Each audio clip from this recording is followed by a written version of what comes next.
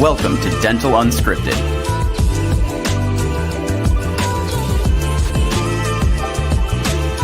where Mike Dinzio and Paula Quinn break down the practice ownership journey, one episode at a time. Starting up, buying, and running a successful dental practice.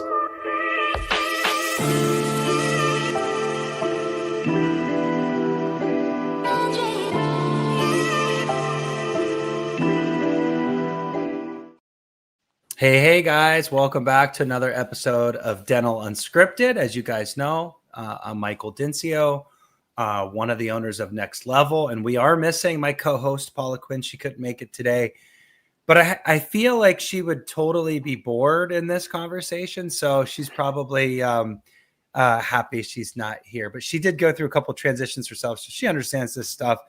But I think today's topic is going to be really interesting because it's all about value, and we have the perfect guest to talk about this valuation. And when you are approaching buying a practice, it's like I get a lot of questions as a buyer rep of like, what's an appropriate value and what's your methodology, and is this overpriced and blah blah blah blah blah. And so I think this is a really good episode.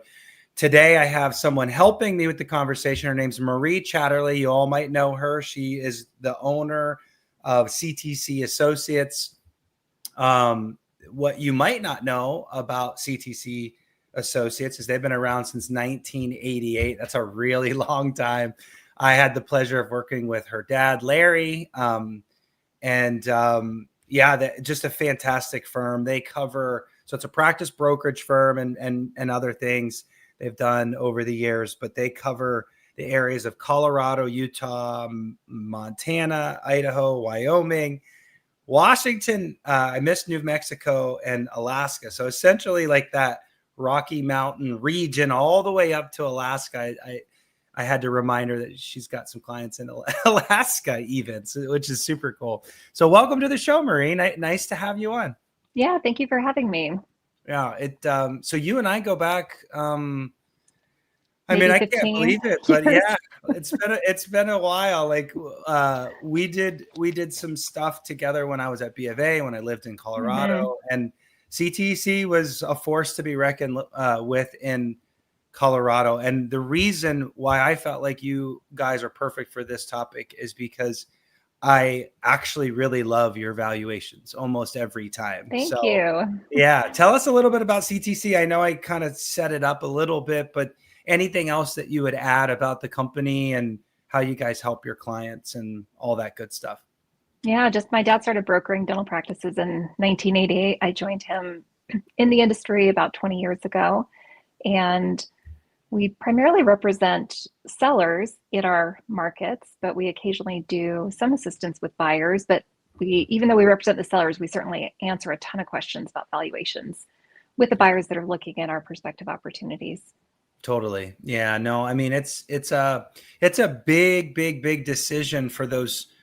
Well, every doctor buying a practice, a big decision, but for like those first time buyers, man, there's a lot of questions around that. And the poor sellers too. Let's not forget them. Your clients, they've worked their entire life sometimes building this phenomenal business. Sometimes they start and build it from the ground up. They didn't even buy it themselves. And then it's time for them to walk away. And it's like they put their blood, sweat, and tears, and they probably think it's worth $1 bajillion sometimes. And so it's like bridging that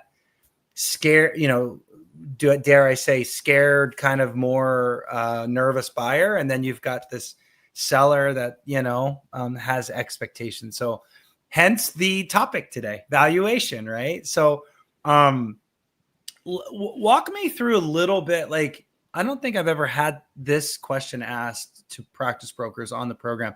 Like, walk me through that listing process, because most of my clients are like, as you know, buyers, and a lot of work goes into getting a practice prepared for sale. And I think the audience needs to hear that, because sometimes, and some brokers do just slop it together for sure. You guys don't. But like a lot of work goes into preparing that seller and like how you get to that value and the whole thing. Can you just walk us through that protocol, that process that you've been doing since 1988 with your clients? Can you just walk us through Yeah, that? Yeah. sure thing. I mean, typically people reach out to us anywhere between 1 and 7 years before they're ready to transition in practice. So there are a lot of things that can be done in advance to prepare to have your practice just looking and appearing not just on the financials, but also from other elements of the practice to be prepared and at the highest end of a practice value range per se.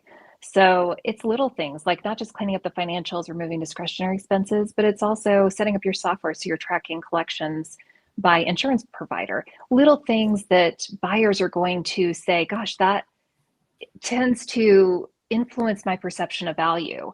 So when you look at a practice, it's not just value that's on the net income. That's where we really focus a ton, total collections and net income.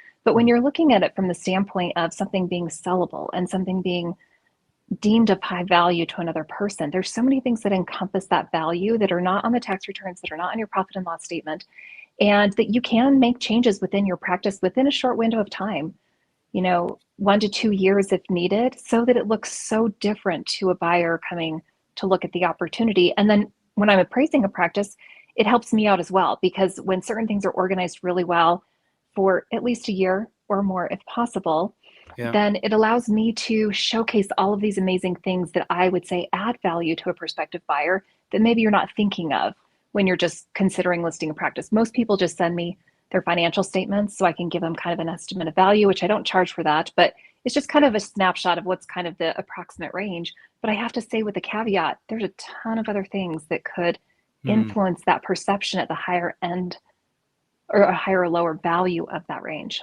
So that's perfect, because ex-banker talking, I go to the financials. Like if I'm buying a business, I want to know within reason what the ranges would be of how much money I'm going to make or could make, right? And that's where my eyes go to. But I think today's buyers, they look at a lot of other stuff. What are some of those more common things? I mean, you get calls from buyers literally every single day. What are some of those things that you feel like are really important for a buyer when they're looking at that you're hearing? Not so much your perspective, but what you hear every single day is important to a buyer. Like, what do you tell your clients? Hey, like when your client, I'll say it a different way. Yeah, go ahead. I'll tell you what I hear, but then I'll tell you what I wish buyers would be asking for. I'll give you both. Okay, the first thing that I hear the most common is, what are the collections? Mm-hmm. What's the number of operatories? Mm-hmm. And how many new patients are coming into the practice? Those are the three most common questions I receive. Most people want over 5 operatories. Most people want this gigantic number of new patients coming in. Mm-hmm. And most people want to know exactly what the practice is collecting. I'll just tell you really quickly why all three of those can be problematic. They don't ask how much they're making. They just ask how much. No, those are the three most common questions. Okay. So the first one, collections, I would argue that can be problematic, because you can have 2 practices collecting $1 million. One doctor's taking home $200,000, the other doctor's taking home $400,000. Those are hugely different in the opportunity. The second one is the operatories. This one is interesting to me, because if I have a fee-for-service practice in a middle to high income area where a doctor is, collecting, let's say, 1.8 million. Let's say this office is cranking, and I had one of these just a year ago. Guess how many operatories they had? 4. 3. Oh, 3. No, 3.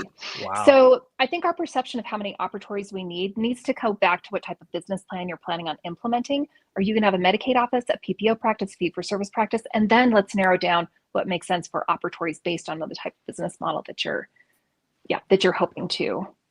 I love this because there are some podcasts and some other consultants out there, I won't name names, that talk about what you just said, like, don't buy anything less than 5 ops, blah, blah, blah, blah, bigger the better. And I feel like everybody's just chasing this like really big DSO sale, and that almost never happens. Well, and also, do you really want that? So like, I'll go into what I think I wish buyers would ask me more, because I think that's relevant, because Usually I also get asked about like the number of new patients, which I just want to say as a side note. If a practice that's been around for 30 years is getting 50 new patients a month, that is a red flag, not a green flag. Wait, say that Why? again. If a If a practice, practice that's been around for 30 years is getting 50 new patients per month, that is a red flag, not a green flag. Why interesting. do I need that many new patients per month for a practice that's existing with one provider? That's One true. doctor can only see so many patients. So that tells me you have a lot of attrition and a lot of people leaving. Unless you have substantial growth to go along with those new patients, the average practice needs 5 to 10 new patients to just replenish average attrition. That is it. They don't need to have 20, 30, 40 new patients per month. So I get asked that question a lot, but I think I'm being asked that question without the context of why we need new patients. If it's a startup practice and it's been around for 3 years, yes, 100%. Let's buy the one that is seeing 50 new patients per month. They've been around 20, 30 years. That to me is a scary figure if it's that high. But what I wish buyers would ask me is more about the production by procedure code. There is so much to be said for what you're producing as an associate, and if you can duplicate the production of the practice that you're acquiring, or if you can add production to this practice. Now, in all fairness, probably 50% of my buyers feel that that's important to consider in an opportunity, but I wish it was the first thing that we're talking about is how does my production makeup compare to whatever doctor that I'm looking at to acquire their practice? And then the second one is the income after debt service after I've considered what the buyer needs to put into the practice. So not just income after debt service for the practice itself, like based on whatever the asking price is, but income after debt service also after maybe it needs $80,000 of new equipment. Maybe it needs a whole revamping of all the computer systems. Maybe you want to go to a different software system. So taking into account what you need to do to make the practice functional and awesome for you, and looking at that with a lender to determine, okay, what's my take home going to be with this loan amount if I purchase the practice and the additional items that I need. I love that. I think that's so on point. I coach our clients when approaching practices with all of those questions. I don't care about collections. You said it perfectly. I care about profit. New patients matters to me, but you make a really, really valid point that a lot of patients is potentially a problem. But I ask my clients to like literally digest and stare at the provider report code, the code's production by code, and seeing how often, how many procedures they're doing of each procedure, and making sure not only can they replicate the work, but what they could also keep in house versus refer out. So I love that. I think it's spot on. I'm curious, taking a step back, going back to that listing process. We kind of went down that buyer path, and I love that. But I do want to focus on value, as this is the topic today, and that is when you get a seller to sign on with you, what's that process feel like? You obviously request a bunch of documents, and then your team goes and values it, or maybe you do. Like, can you walk us through that process? Because a lot of work does go into that analysis, and sometimes I feel like buyers don't give the broker the kudos they deserve in all of that work that you do put into it. Does that make sense? Does that question resonate? Yeah, so I mean, the initial process starts with we have a questionnaire, and depending on the specialty, the questionnaire is different for the information that we're collecting. And it's a lot of information about the practice, the history of the practice, what's going on with the systems, the financial systems, the patient flow, active patient count, insurance participation.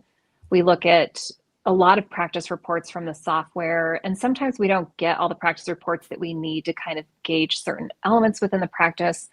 But we do the best we can to collect as much information about the practice as possible. Yeah. We do an equipment inventory and do demographic research on the area. We look at the real estate, the lease, if it's assignable, if the building's for sale, what the comps are.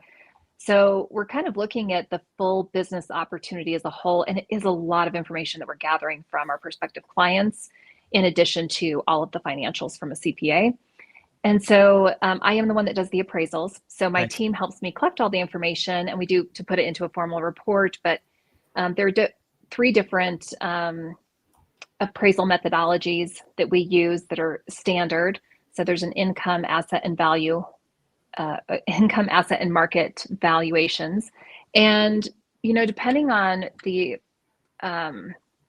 timeline of the person considering selling, sometimes we'll just give an appraisal to have like a snapshot of what it looks like today and then reappraise it when they're getting ready to retire, or after we've been able to give them some advice on changes to potentially make either with systems or protocols or within the financials. Mm-hmm. But it is a lot of information that we go through to kind of determine what this practice value is.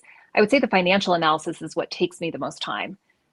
Going through every single line item of expenses, determining if those expense categories are within industry standard, or if I see a problem somewhere, if I see that somebody's rolling a ton of personal expenses in and I'm having a hard time, being able to effectively adjust that out in a way that would make sense for a lender.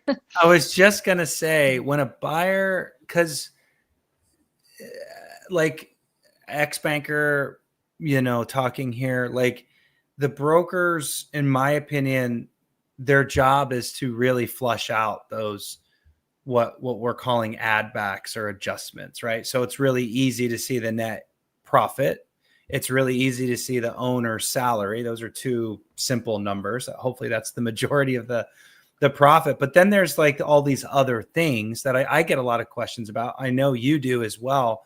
The broker really is the quarterback on trying to flush out anything else. And can you like describe some of those maybe in more detail, like, and how you go about like trying to find those and validate those? Because I gotta be honest with you, even if it's pretty creative accounting, I love like a brokerage like you guys, like I'm going to hold what you've kind of investigated and figured out at a high level, meaning you guys are claiming that there's X amount of dollars running through the practice, that maybe they're buying their toilet paper through Amazon for their house, right? Like, but you are trying to go through that with your client on the front end.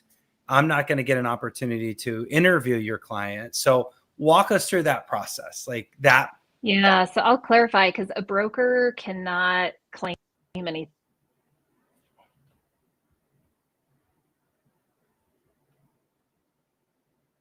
I think we lost Marie for just 1 second, and maybe it was a connection issue or maybe not. But what we are talking about, and I'll just keep kind of wrapping here while Marie maybe gets reconnected.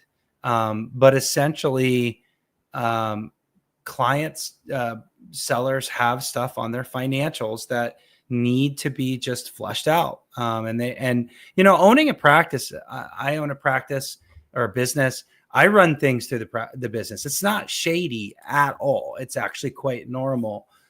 Medical insurance. I run my car. You can run your spouse's income if they have a job, quote unquote. There's all kinds of things that you can run through the practice that's totally legit and above board. But those are benefits to the buyer. Benefits. Like, for example, when you take over the practice, there's Marie's back. Sorry, I don't know what happened. You're fine. Sorry. I carried it. What I was discussing with the audience, that it's not shady to run things through, that I'm, as a business owner, I run things through, but it's flushing out those expenses to make sure that they are legit. And you, as the buyer, may not choose to run your car or run your spouse's income through. So what the question was for Marie was, how do you guys go about finding those and validating those? Yeah. So I was just going to say that no broker should ever say that they're claiming any of these types of adjustments. So these adjustments come from a bookkeeper, CPA, or the client, or a combination of all of them, and from financial records. So if you can't show that to me, I'm not going to adjust it for you. So I realize some people might make a blanket adjustment for something. I'm not going to do that. So you give me your financials, and if you rolled 200,000 of Costco through your supplies, unless you can give me the full statement of those, that I can then provide to a buyer or the bank, then I can't make that adjustment. So I'll do all of the big ones that are easy. Like if you already categorize something separately for auto, meals, and entertainment, travel, those types of things are really easy for us to pull out. Like you just mentioned, doctor's comp, spouse wages, whatever it may be. But if you have a category where you're rolling something like I just described, you could just start doing this today by saying, okay, supplies, dental supplies other, and everything that's on the supplies other is Costco and Amazon, let's say. Clean and it maybe up. those Clean maybe it those up. are personal, but then you can show us like those Mhm. expense reports so that the bank can say, oh yeah, that's all Costco and Amazon, so let's not stress about that. But yeah, you can't just pretend that you're going to get some big adjustments on your financials to industry standards just because I know that your supplies are inflated by 2 times. Okay, so to dummy this down, because Marie and I are like on the same page, not calling the audience dumb by all means, but why this matters is because valuation is heavily dependent on how much the business profits. Marie talked about that. Like um, buyers are calling you, Marie, asking how much the collections are when they should be asking what the profit is. Well, the profit could be lower than it actually is if we, or the professionals, Marie in this case, doesn't find out with the bookkeeper's help and the accountant's help to find what those things are. So you as the owner tomorrow taking over the practice wouldn't have those expenses. Though you can choose to run Costco through your business, sure, but that's a benefit to you. So really figuring out, and that's why you need a good professional team on your team, is to really know exactly what that profit is. Okay, so Marie, do you agree with that statement that value is heavily dependent on profit, or no? And it's okay if you don't I agree. do, because I feel like there are other things, like I mentioned earlier, that influence value, such as equipment, systems, staff, like all insurance participation. But the profit is what is the largest contributing factor. So the profit is what I use to kind of gauge this reasonable range in which a practice might sell for. Yeah. But all of the other factors help influence whether it's going to be at the higher, low end of that range or in the middle. Love it. Okay, so this rule of thumb, let's debunk it right now. A percentage of top line. Everybody talks about it. I'm sure your clients come to you and say, well, I was at a study club yesterday and everybody told me I could sell it for 95% of collections because that's what everybody's doing, quote unquote, or I'm on a dental forum and they said a percentage of whatever. How do you handle that? Because I hate that comment. I'm sure you do too. How do you handle that with your clients? Because it's really not the full picture. Yeah, I think it's easy also to share that there's a reason why there is a difference in that percentage of gross collections. So if I'm looking at the total income in a practice, it's like I just explained earlier. If 2 practices are collecting $1 million, one doctor takes 200,000, one doctor takes home 400,000. Those should obviously not appraise for the same price. So that's my first example. But the second one is, what is the business opportunity? Because if you're saying, oh, I hear so-and-so down the street sold for 100% of gross collections to a DSO, and I'm saying, yeah, that might be the case, but they probably got 60% of that cash at close. 40% is withheld for bonuses or potential equity. So you have to compare apples to apples. And the problem in dentistry right now is we don't have apple and apple opportunities. We have independent transactions and we have corporate transactions. Those are 2 very different things. Interestingly enough, most of the time it's a very similar dollar amount of cash that is at close for both of those opportunities. It's just one requires you to work back for 3 to 5 years to get bonuses and whatnot, and the other one you can just exit and leave. That's interesting. I love that you bring this up because you work in a market where there's a lot of DSO activity. There's DSO activity in all the states that you cover, but I feel, I don't know if this is true, I feel like Colorado is a little heavier than most. Is that true in the markets that you work in, or It no? certainly is. I think the regulations with expanded duty dental assisting in Colorado allows a DSO to thrive a little bit more here. You have an assistant in the chair doing work and not the higher paid dentist. So it just allows for more profitability, but we've seen it cool down in the last 5 years. Yeah. That's really interesting. I want to say that again because I picked up on it. I want to say it again. it's interesting when a buyer is competing with a DSO. So Marie, you're listing a practice. Let's do this scenario, play it out. I'm a buyer. You have a listing, and a DSO is interested in it. And so you're looking at two buyers, one that's corporate DSO, one that's a private practice. I feel like sometimes buyers, they're naturally going to feel like they don't have a chance. And there's definitely some upside to a DSO. I'd love for you to tell us what that could or couldn't be. But there's also some really good things about the owner too. And you just made the comment that the cash at closing, ironically, is very similar to what maybe a bank could fund a private practice owner versus a DSO. Something that I learned, sorry, I'm bouncing around a little bit, that the DSOs also are dealing with banks too. They make it sound like they have all kinds of cash. They're dealing with banks too. So can you, like, as a broker, I didn't think I was going to go here, but it came up. I think it's a great question.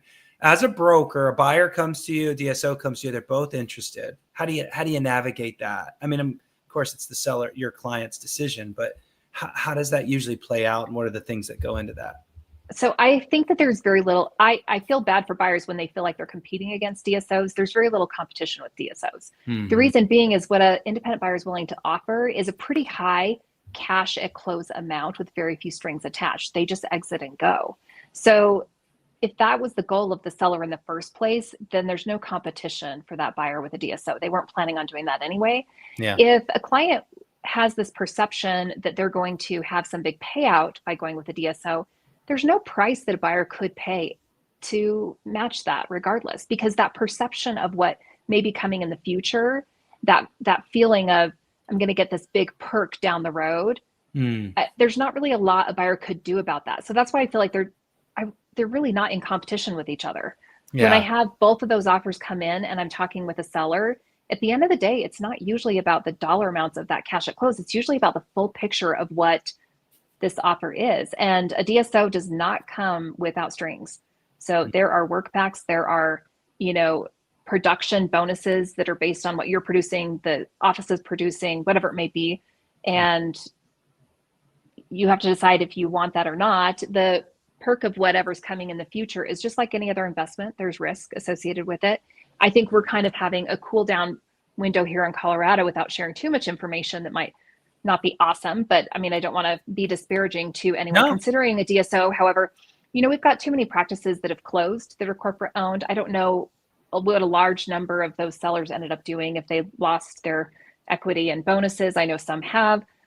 We definitely have had a number of clients that have purchased their practices back from DSOs because of poor performance on behalf of the DSO. So I think that a lot of sellers are listening to their colleagues, like the good and the bad.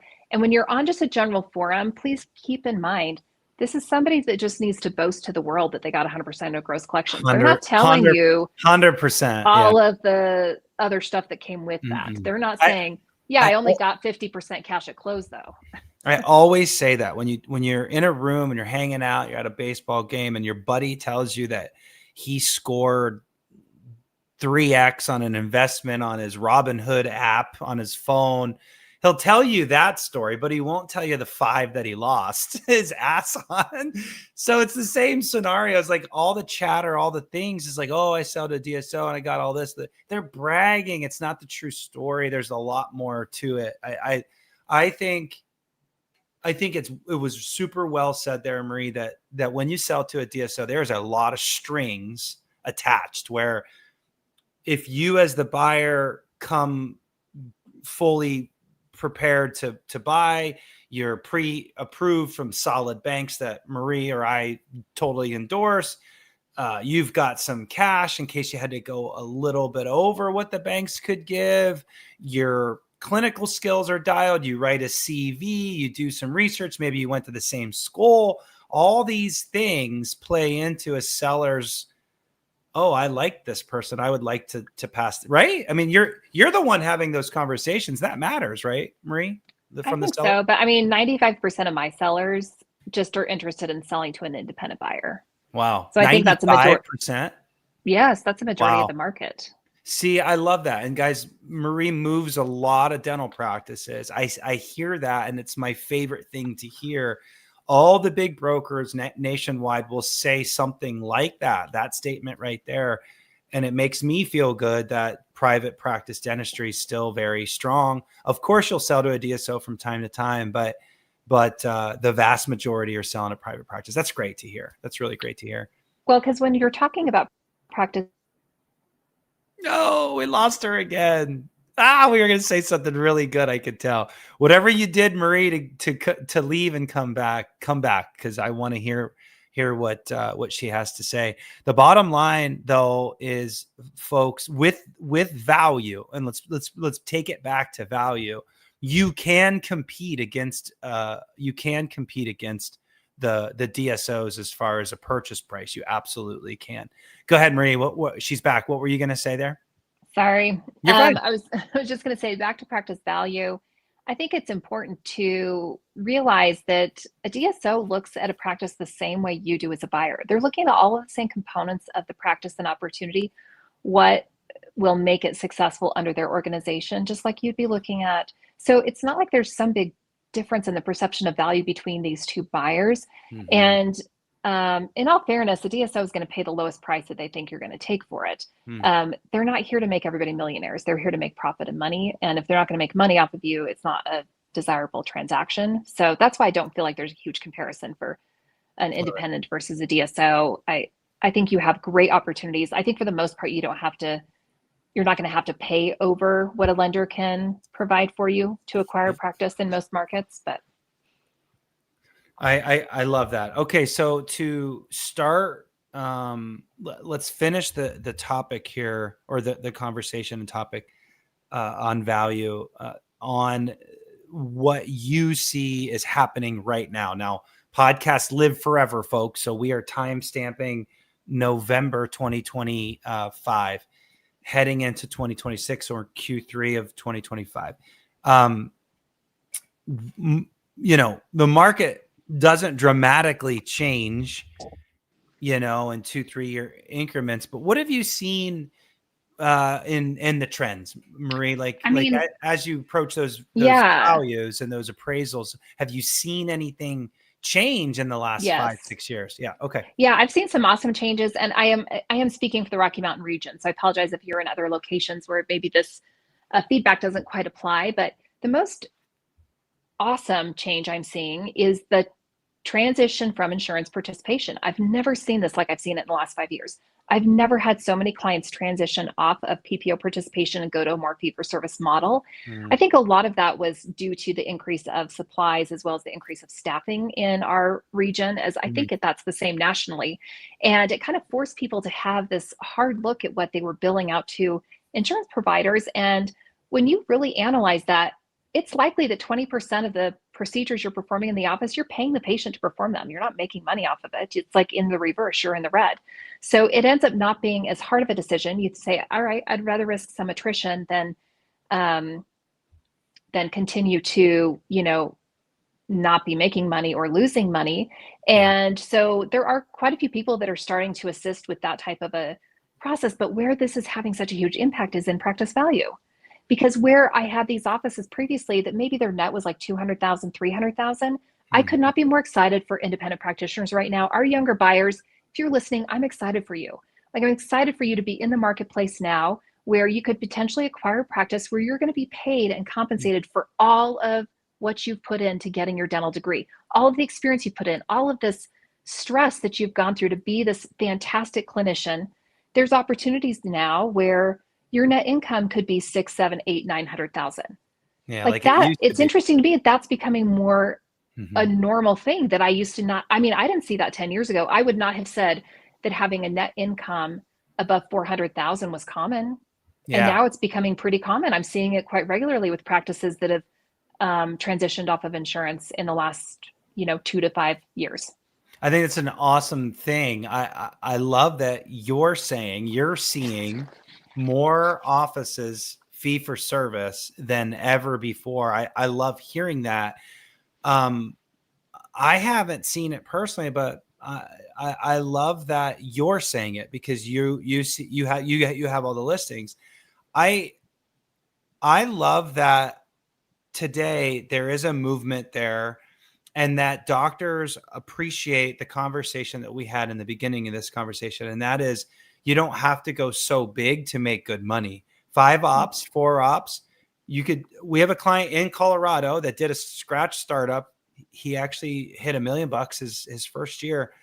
It was his second year. He hit 1.2 or 1.3. And he asked me before I go to the 4th day, because he stayed 3 days. I was so proud of him for staying 3 days, hitting 1.2. He asked, should we start looking at dropping insurance now because we're full before you add that 4th day?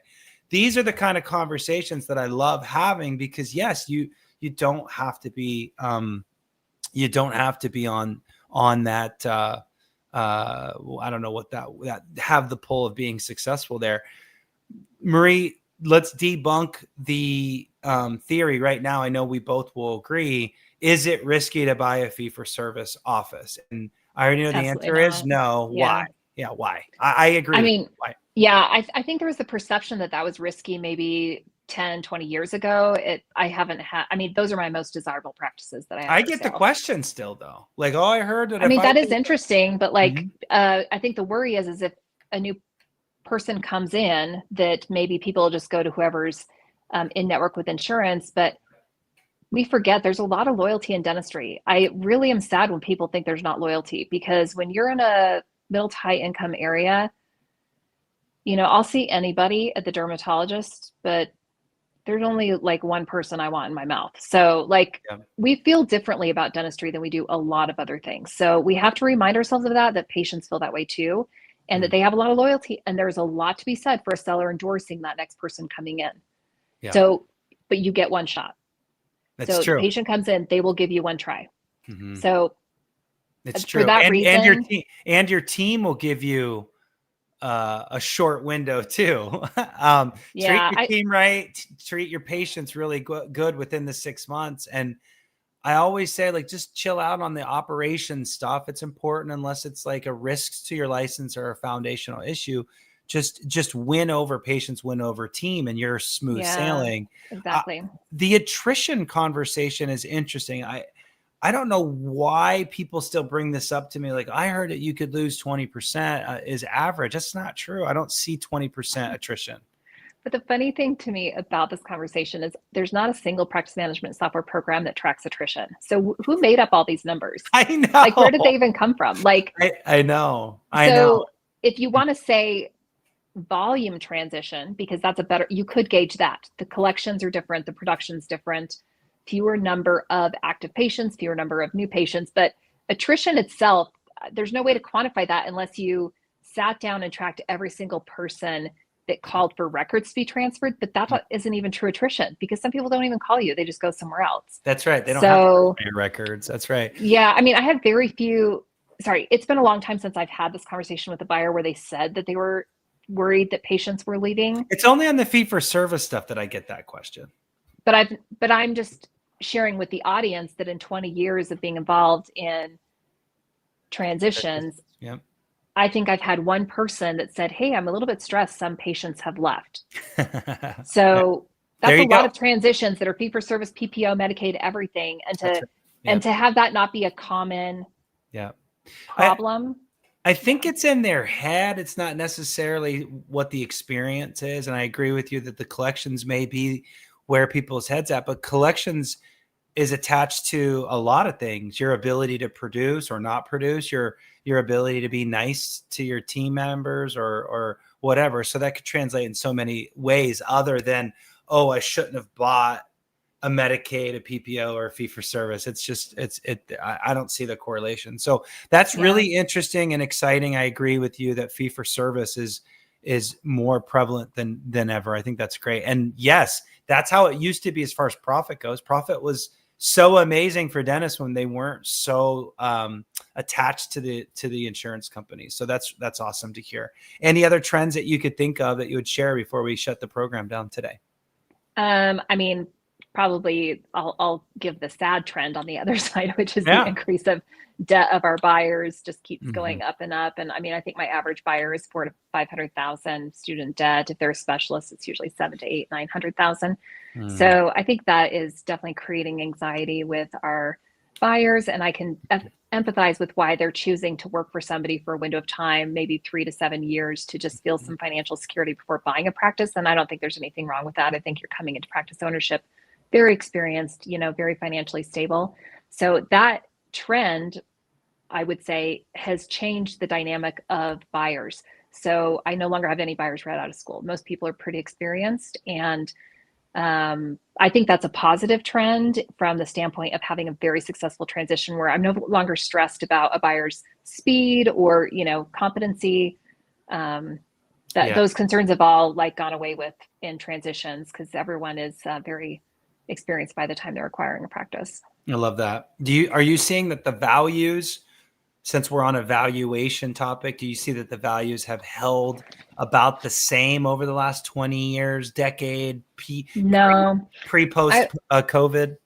No, I would say most areas have two markets with practice values. So there is practices that cash flow over 250,000 after debt service or higher, and then practices that cash flow under 250,000 or lower. Those are two different markets. The ones that are lower, like if your cash flow after debt service is 150,000, I may struggle to even find one buyer for you to look at the practice, let alone sell it.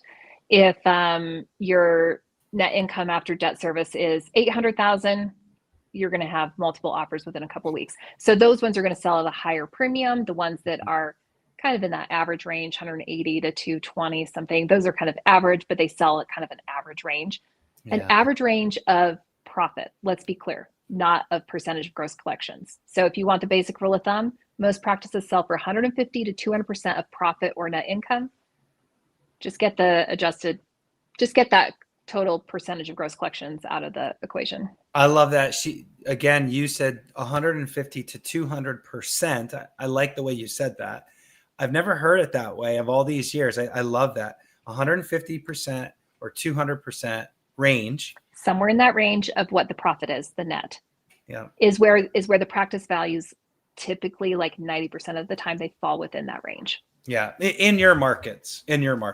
Yeah, that's a good point. In my market. But I will say it's not too far off. In some of the really, really some markets that are a lot more aggressive, you could see 250%. But I will where that range is right there, and I love that it was all based on income. So I don't know, folks. I hope this debunked, or I hope this was a really good conversation as you approach brokers or even sellers directly. I always love when brokers are on deals because the deal is so much more organized. It's easier in so many ways, which is why I appreciate my partners like Marie out there doing the work that they do. But value is such an important thing, but don't forget the fit matters most, right? The practice has to fit you and vice versa. And so that's what me and Marie try to do on a daily basis. If you are a seller, reach out to Marie. She can help you get that game plan together within 5-7 years. If you need help growing over that 250 mark that she had the higher market for, well, reach out to Next Level. We'd love to help you do that. Anything else, Marie, that you'd love to share with the audience before we shut this thing down? No, I just want to say thank you so much. You've worked with a number of our clients and certainly appreciate your expertise within our market as well.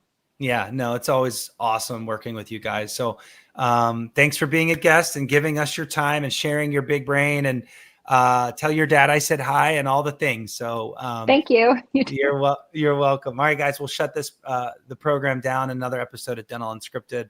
As always, subscribe, do all the things. We love doing this, and we're going to continue to do it. So thanks again, and have a great day. See you, everybody.